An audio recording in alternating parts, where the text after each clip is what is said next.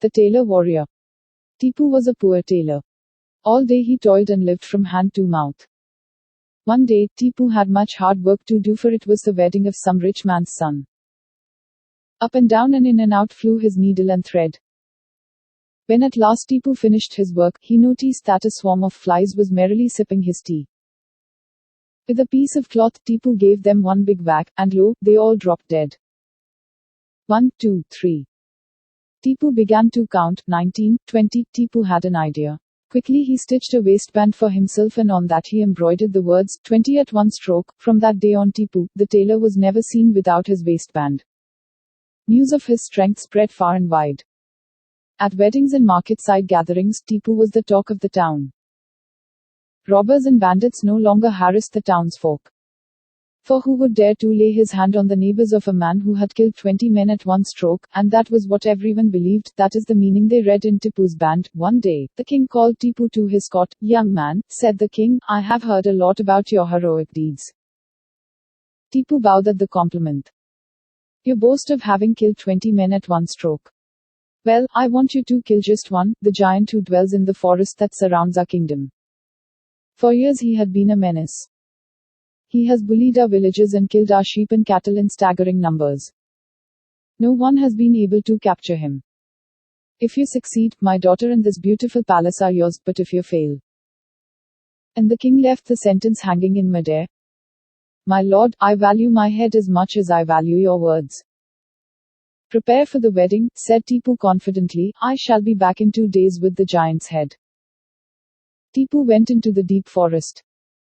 Towards evening, when the shadows had lengthened, he came across a mansion with huge iron gates. Tipu picked up a stone and knocked on the gates.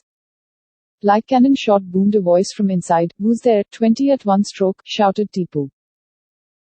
The iron gates opened with a big clang, and there stood a giant 15 feet tall. Poor Tipu reached only up to the giant's knees. "What can a midget like you do?" bellowed the giant, and he burst his spleen with laughter.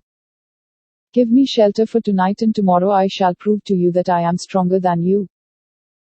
The giant, more amused than surprised, admitted Tipu into his palace. The next day, after breakfast, Tipu and the giant set out to prove their prowess. The giant picked up a stone and said, "Let's see who can throw the highest." And he threw the stone. Up and up and up went the stone, and it seemed it would touch the clouds, but then it started falling and very soon dropped to the ground. "Your stone didn't even reach the clouds. Look at mine. It'll go up so high that the sun will gobble it up." So saying, Tipu released a tiny bird from his hand which he had hidden all along in his pocket.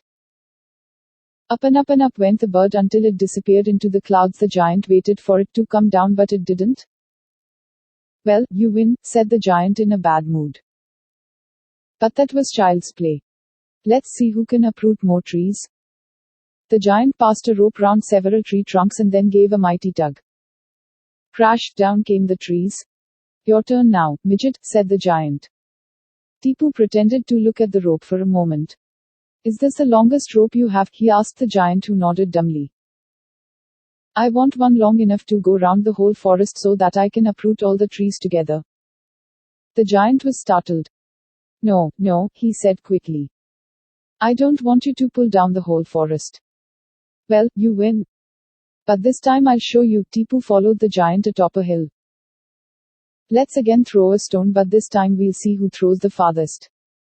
The giant threw with all force at this command. The stone went shooting through the air over the forest and then dropped with a splash into the sea. Tipu picked up a stone in hand and then started shouting. "You there! Look out!" "Why are you shouting?" asked the giant angrily. "I'm warning the people across the sea. My stone might hit them on their head," replied Tipu. The giant stamped his foot in rage. "You win again," the giant was seething inside. "I'll race you down to my mansion. If you lose, I'll cook you alive." 1, 2, 3, go. Just in time, Tipu clutched at the giant's belt. The giant didn't feel a thing, for Tipu was light as a feather.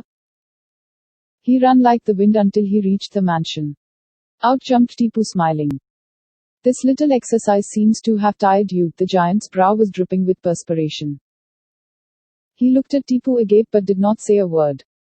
That night Tipu sat down to have dinner with the giant. There was an ugly glint in the giant's eyes. Tipu knew he had to either escape or get rid of the giant, or the giant would kill him, for he was very angry. Dinner over, the two of them filled their goblets with wine. I bet you can't drink as much wine as I can, Tipu challenged the giant. The giant gave a contemptuous grunt and started drinking goblet after goblet. He emptied 2 barrels. Enough, cried the giant. I can't drink a drop more. Tired already, teased Tipu. Now watch me drink. Tipu emptied goblet upon goblet. But he wasn't drinking at all. Under his dress was concealed sheepskin bag, and Tipu carefully poured everything into it. The giant was too drunk to notice anything. When Tipu's hidden bag was full, he took a knife from the table and said, "Look at me." He plunged the knife into his stomach. Out poured all the red wine. See, all my blood is flowing out, and yet I haven't lost an ounce of my strength, said Tipu. What's so great about that, said the giant. I can do it too. He took a knife and plunged it into his stomach. Out poured red blood onto the floor like a river. The giant instantly fell dead.